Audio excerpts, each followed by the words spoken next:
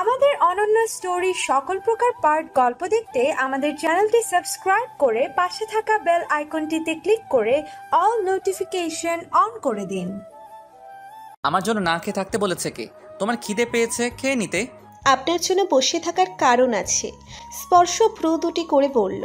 কি কারণ আছে? আছে, আগে খাবার নিয়ে আসুন, তারপর বলবো। স্পর্শ কপালে হাত রেখে চোখ বন্ধ করলো, তারপর বলল, যাচ্ছি। তোমার উপর মারাত্মক রাগ হচ্ছে, কিন্তু আমি বউকে বকা পছন্দ করি না, তাই সহ্য করছি। ওরে আমার সাধু পুরুষ রে, জান এবার। আমি আদেশ সুরে বললাম, যেন আমি সেই রুমের কর্ত্রী, এমন একটা ভাব নিচ্ছি। স্পর্শ রাগ কন্ট্রোল করার চেষ্টা করতে করতে কয়েক পা পায়চারি করলো, তারপর গটগট করে পায়ের শব্দ তুলে রুমের বাইরে চলে গেল। স্পর্শ রুমের বাইরে পা ফেলতেই আমি বিছানা থেকে নেমে লাফ মেরে তারপর ছোট দরজার কাছে এসে উকি মারলাম। স্পর্শ রাগে গজগজ করতে করতে নিচে যাচ্ছে, আমি মুখ চেপে ধরে হাসছি। স্পর্শের বোকা বোকা চেহারা দেখে আমার খুব মজা। তুই কি আবার শুরু? কম চালাওনি তুমি আমাকে, এবার আমার পালা। মিস্টার হাজবেন্ড, খুব চালিয়েছ না? এবার আমি সব সুদে আসলে উসুল করব। স্পর্শের পায়ের আওয়াজ পেতেই আবার গম্ভীর মুখ করে বিছানায় বসে পড়লাম। স্পর্শ খাবারের প্লেট এনে আমার কোলের উপর দিল আর বলল, নাও তোমার খাবার, এবার খেয়ে নাও। খাবার রাখার আগেই আমি তাড়াতাড়ি 2 হাতে দিয়ে প্লেট তুলে আবার স্পর্শের হাতে দিয়ে দিলাম। স্পর্শ কপাল কুঁচকে আমার দিকে তাকিয়ে বলল, কি হচ্ছে কি? তোমার না খিদে পেয়েছে? তাহলে আমাকে আবার দিচ্ছ কেন? ফাইজলামি হচ্ছে কি আমার সাথে? খিদের মাথায় আবার ফাজলামি করে কিভাবে? আমি তো খাবো বলেই আপনার হাতে দিচ্ছি। ওয়াট? তুমি খাবে তো আমার হাতে দিচ্ছ কেন? আজ আমাদের বাসর রাত, সেটা কি ভুলে গেছো? দেখো, রাত 1টা বেজে গেছে, আর একটু পর সকাল হয়ে যাবে। আজকে রাতটা নিয়ে আমি কত কিছু পরিকল্পনা করেছিলাম, কত স্বপ্ন দেখেছি, তুমি জানো? সব কিছুই তো ভণ্ডর করে দিচ্ছ। সেসব আমি কিচ্ছু জানি না। এখন আপনি আমাকে খাইয়ে দিবেন, তারপর যা হওয়ার হবে। হোয়াট? আমি তোমাকে খাইয়ে দেব? কথা তো ছিল বিয়ের পরদিন থেকে প্রত্যেক দিন তুমি আমাকে খাইয়ে দিবে। সেটা পরে হবে খন, এখন আপনি আমাকে খাইয়ে দেন। I can't eat yourself. বলেই স্পর্শ খাবারের প্লেট রেখে চলে যেতে চায়। আমি স্পর্শের হাত টেনে ধরি আর অভিমান মাখা গলায় বলি, আপনি আমাকে একটুও ভালোবাসেন না। বাসলে এমন রুড বিহেভ করতেই পারতেন না। এইভাবেই মুখের উপর মানা করে দিলেন। আমার কষ্ট দেখে আপনি আনন্দ পাচ্ছেন? উফ, আবার তোমাকে আমি আর বোঝাতে পারবো না, কিছু হলেই এক কথা। ঠিকই তো বলেছি। ঠিকই বলেছো। বলেই স্পর্শ হাত ধুয়ে এসে আমার সামনে বসলো। ইমোশনাল ব্ল্যাকমেল করাই পারদর্শী মেয়ে তুমি। মোটেও না, আমি খুব ভালো মেয়ে। স্বামীর আদর খেতে এমন করলাম। আমার দুষ্টু বউ। স্পর্শ খুব তাড়াতাড়ি খাওয়া কমপ্লিট করলো। আমি অর্ধেক রেখেই খাওয়া অফ করে দিলাম। বাকিটা স্পর্শকে পুলিশের মতো বন্দুক ধরার মতো করে খাওয়ালাম। সে তো খাবেই না, আমি জানি। আজকে আমার মতো সেও খায়নি। খাওয়া কমপ্লিট করতেই স্পর্শ আমাকে আচমকা কোলে তুলে বেরিয়ে এলো। আরে আরে, কোথায় নিয়ে যাচ্ছেন আমাকে? এই মাঝরাতে কি শুরু করলেন? আমি ঘুমাবো, আপনি আমাকে কোথায় নিচ্ছেন? স্পর্শ আমার উচ্চ গলার আওয়াজ শুনে একদম নাকের সাথে নাক লাগিয়ে বলল, চুপ, no sound, everyone will wake up.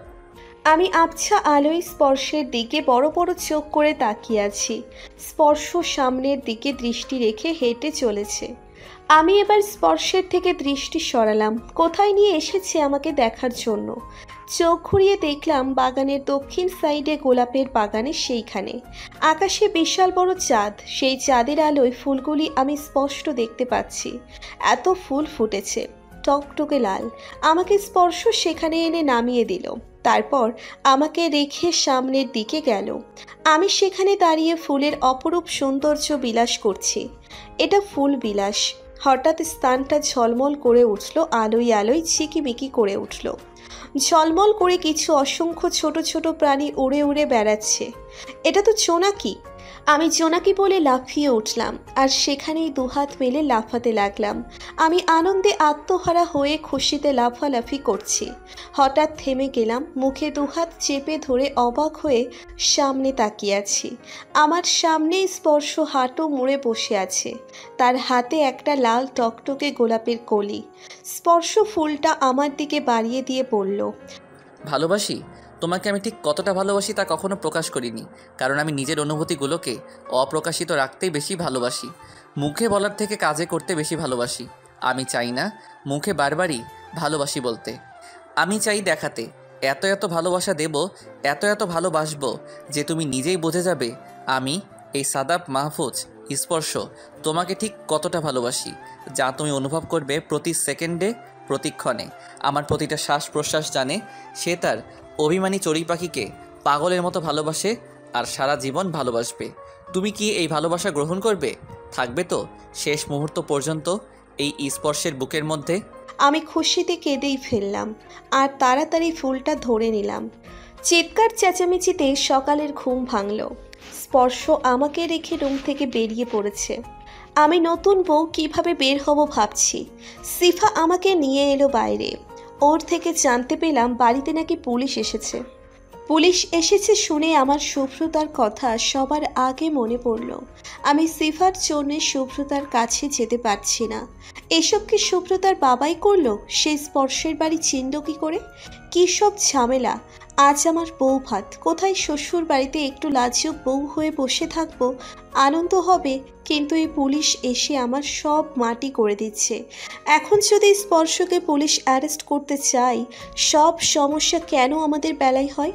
কত অপেক্ষার পর কালকে রাতে আমরা দুজন কত সুন্দরভাবে কাটিয়েছি। দুজন দুজনের পাশে ছিলাম। কি সুন্দর সেই সময়টুকু ছিল। সকাল হতেই সব শেষ হয়ে গেল। আবার আতঙ্ক চলে আসলো। এই আতঙ্ক ঝড় কি আমাদের জীবন থেকে যাবে না? আমি চিন্তিত মুখে দাঁড়িয়ে নিচে দাঁড়িয়ে থাকা স্পর্শ আর পুলিশকে দেখছি। সিফা আমাকে রেখে ফোন আসতেই চলে গেল। আমি সেই সুযোগে শুভ্রতার কাছে চলে এলাম। এ কি, রুম ফাঁকা কেন? আমি তন্ন তন্ন করে খুঁজেও শুভ্রতাকে খুঁজে পেলাম না। স্পর্শ কি ওকে অন্য কোথাও লুকিয়ে রাখলো নাকি? কিন্তু কখনো রাতে তো তিনি আমার থেকে বের হয়নি। শুভ্রতা তো এখানেই ছিল। আমার স্পর্শ এইমাত্র আমার সাথে ঘুম থেকে উঠে নিচে গিয়েছে। শুভ্রতা তাহলে কোথায় গেল? টেনশনে আমার মাথা খারাপ হওয়ার অবস্থা। আমি হন্তদন্ত হয়ে নিচে নেমে এলাম। পুলিশ চলে গেছে। স্পর্শ কপালে হাত রেখে দাঁড়িয়ে আছে। ওনার সামনে বড় ভাই, আপু, আম্মু। সবাই এসব কি? পুলিশ কেন তার খোঁজ করতে এসেছে, এসব নিয়ে নানা প্রশ্ন করে যাচ্ছে। স্পর্শ শুভ্রতার কথা বলে যাচ্ছে। আমি কোনায় দাঁড়িয়ে কথা শুনছি চিন্তিত মুখে। ভাবি এসে আমাকে বলল, কি হয়েছে তোমার? ভাবি কিছু হয়নি। পুলিশ দেখে ভয় পাচ্ছ তাই না? না মানে হ্যাঁ। আরে চিন্তা করো না, কিছু হবে না। স্পর্শ হঠাৎ আমার নাম ধরে ডেকে উঠে বলল, মারিয়া যাও তো, শুভ্রতাকে ডেকে নিয়ে আসো এখানে। স্পর্শের কথা শুনে আমার পিলে চমকে উঠলাম। তার মানে স্পর্শ জানে না শুভ্রতা কোথায়? এই মেয়ে কোথায় গেল তাহলে? আমি নড়ছি না দেখে স্পর্শ ধমক দিয়ে বলল, কি হলো, এখনো যাচ্ছ না কেন? আমি হাতের আঙ্গুলে আঁচল মুচড়াচ্ছি। স্পর্শের ধমক খেয়ে ছিটকে উঠলাম।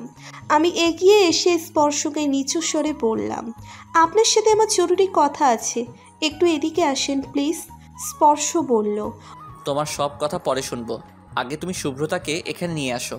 ওকে নিয়ে কিছু বলার ছিল, প্লিজ আসুন না। ওকে নিয়ে মানে? স্পর্শ অবাক গলায় বলল। আমি শুকনো ঢোক গিলে স্পর্শের বাহু চেপে ধরে সবার থেকে দূরে নিয়ে এলাম। কি হয়েছে, এমন করছো কেন? আমি বললাম, শুভ্রতা রুমে নেই, আমি সারা রুম খুঁজেছি। হোয়াট? রুমে নাই ও? একা একা কোথায় গেছে? জানি না।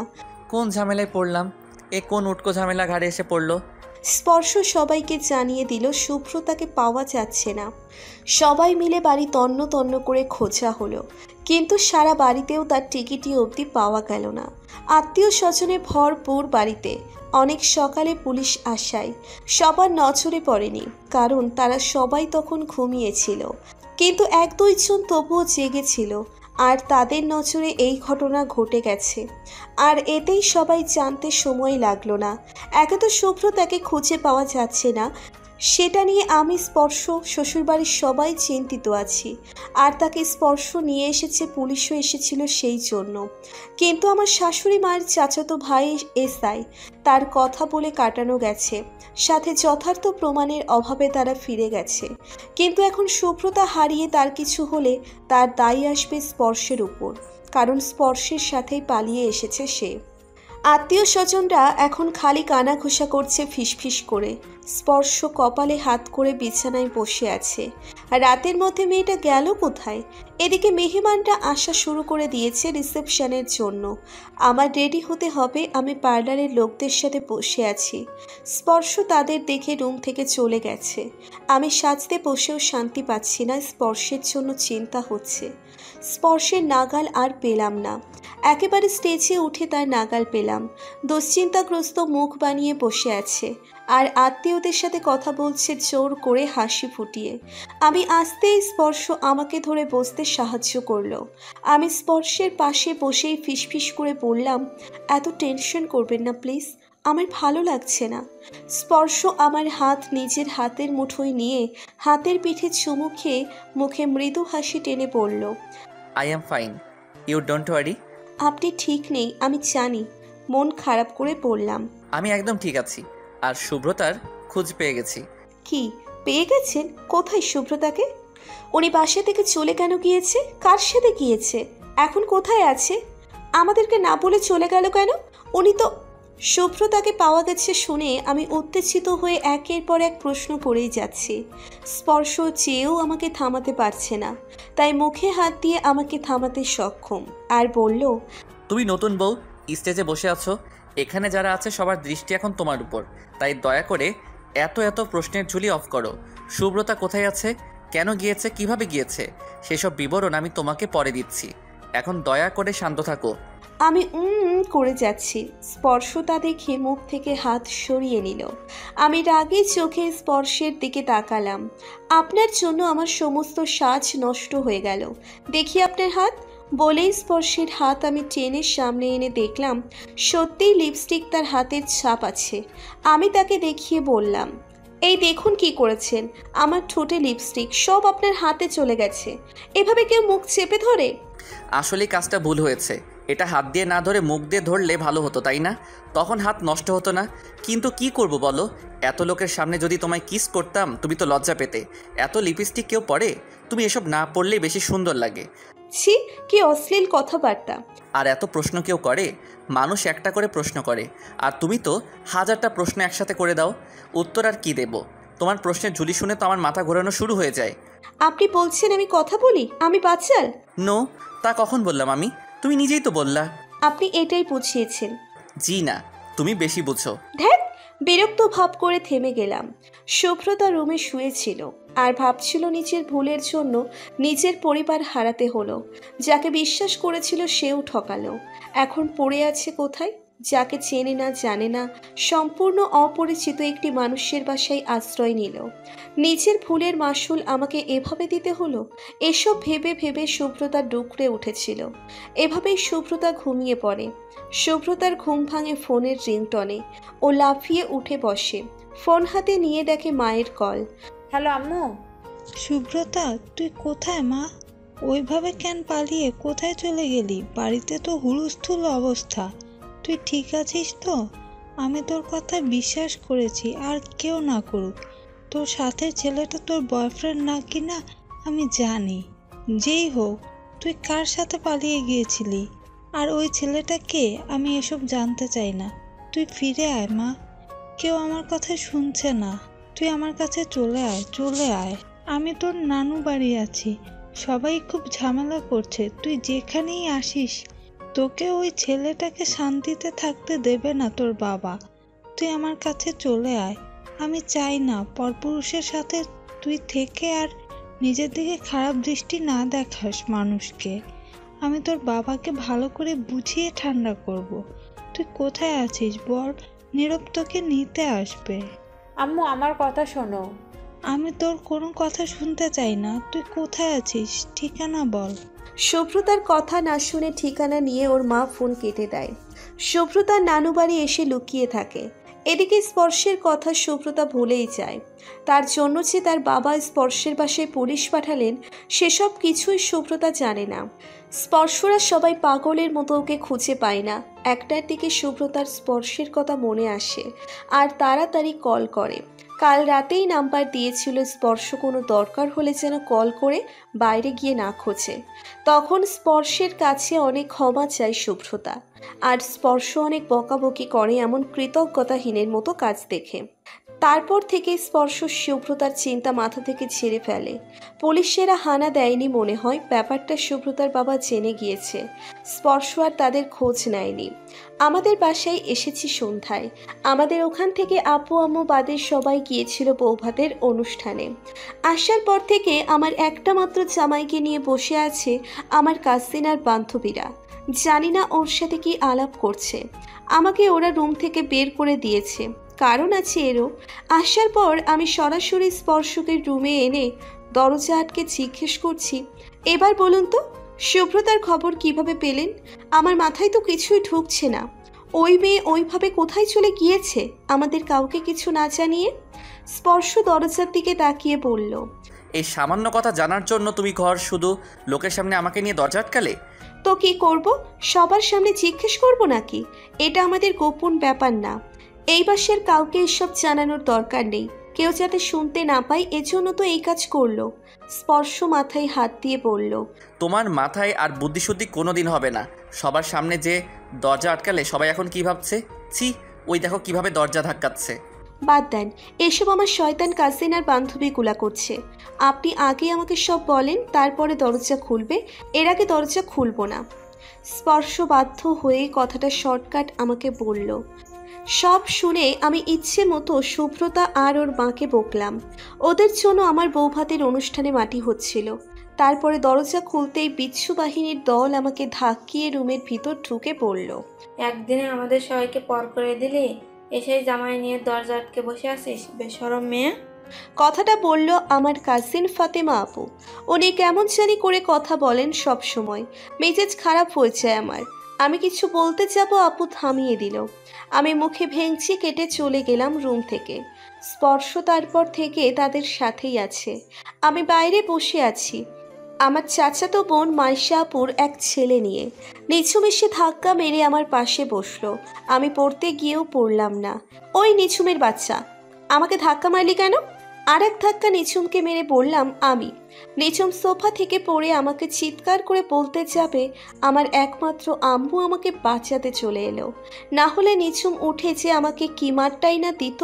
নিঝুমকে নিচে পড়ে থেকে দেখে আম্মু অবাক হয়ে জিজ্ঞেস করলো, কি হয়েছে নিজুম, নিচে বসে আসো কেন? নিঝুম আমতা আমতা করে বলল, না মানে আন্টি। রাগী চোখে নিঝুম আমার দিকে তাকালো। আমি মিটিমিটি হাসছি। নিঝুম লাফ দিয়ে উঠে দাঁড়ালো আর আমার গা ঘেঁষে বসে পড়লো। আসলে আন্টি আমি মজা করে নিচে বসেছিলাম। এটা আবার কেমন মজা? আপনি বুঝবেন না, চলেন পিঠা খাবো, তৈরি করা তো শেষ তাই না? স্পর্শ ও তার বন্ধুদের নিয়ে দাও তোমরা, ও খাও। আচ্ছা। নিঝুম আমাকে টেনে পিঠার প্লেট আনতে নিয়ে গেল। দুজনে দুই হাতে ইয়া বড় বড় দুইটা ট্রে নিয়ে রুমে এলাম। স্পর্শ দুই ছেলে বন্ধু ওর সাথে এসেছে আমাদের বাড়ি। সবাইকে পিঠা দিলাম। স্পর্শ আমাকে সবার অগোচরে হাত টেনে ওর পাশে বসিয়ে দিল আর আমার কানে ফিসফিস করে বলল, আমি সে কখন থেকে একা একা চুপ করে এখানে বসে আছি অসহায়ের মতন, আর এখানে বেআই বেয়ানরা সারা রাজ্যের গল্প জোর দিচ্ছে। তুমি আমাকে এখানে একা ফেলে কোথায় হারিয়ে গেছো? হ্যাঁ, বাপের বাড়ি এসে দেখি আমাকে একদম ভুলেই গেছো, খোঁজ নিচ্ছ না। আপনার খোঁজ নিতে না ওদের সবাইকে রেখে গেলাম। আমার খোঁজ নেওয়ার তো কেউ নাই না। এই যে একা বাইরে বসে আছি, কেউ আমাকে এখানে আসতে দিচ্ছে না। সবাইকে দিয়ে আমার কোনো কাজ নাই, আমার একজন থাকলেই হবে। চুপ করে আমার পাশে এখানে বসে থাকো। আমার হাত ছাড়ুন, আমি এখন বুঝতে পারবো না। বলেই আমি স্পর্শের হাত থেকে হাত ছাড়াতে টানাটানি করতে লাগলাম, কিন্তু স্পর্শ ছাড়ার বদলে আরো শক্ত করে ধরে বলল, দেখি তোমার কত শক্তি হয়েছে, ছাড়াতে পারলে ছাড়িয়ে নিয়ে যাও। আমি অনেক টানাটানি করেও একটুও ছাড়াতে পারলাম না, উল্টে ব্যথা হয়ে গেল হাত। আমি অসহায় মুখ করে স্পর্শের দিকে তাকিয়ে বললাম, আমি ব্যথা পাচ্ছি, আপনি জেদ করে আমাকে কষ্ট দিচ্ছেন। আমার নরম কোমল গলার কথা শুনে স্পর্শ আমার হাত তুলে কয়েকটা চুমু দিল। আমি ভাবলাম এবার বোধহয় হাত ছাড়বে, কিন্তু আমাকে ভুল প্রমাণিত করে আবার নরম করে ধরে বলল, কথা আর টানাটানি বাদ দিয়ে বসে থাকো, না হলে আরও ব্যথা পাবে। ধ্যাত, স্পর্শ পিঠা খাচ্ছে তো আমাকে খাইয়ে দিচ্ছে। সেসব দেখে মিষ্টি আর ধারা মিটি মিটি হাসছে। আমি রাগে দৃষ্টি নিক্ষেপ করছি ওদের দিকে। ওরা ফোন বের করে কী জানি করছে। আমি ভাবছি ওরা কি করছে, ছবি তুলছে না তো? আমি চিৎকার করে উঠলাম, ওই মিষ্টি, তোরা আমার ছবি তুলছিস কেন এখন? এমনিতেই তো অনেক বলিস ছবি তুলে দে, তখন তো তোরা তুলিস না, এখন লুকিয়ে তুলছিস কেন? ওরা তাড়াতাড়ি ফোন লুকিয়ে ফেললো। আমিও বোকা বনে গেলাম। এইভাবে সবার মাঝে চিৎকার করাটা ঠিক হয়নি। সবাই তাকিয়ে আছে। স্পর্শ টেনে আমাকে বসিয়ে দিল আর বলল,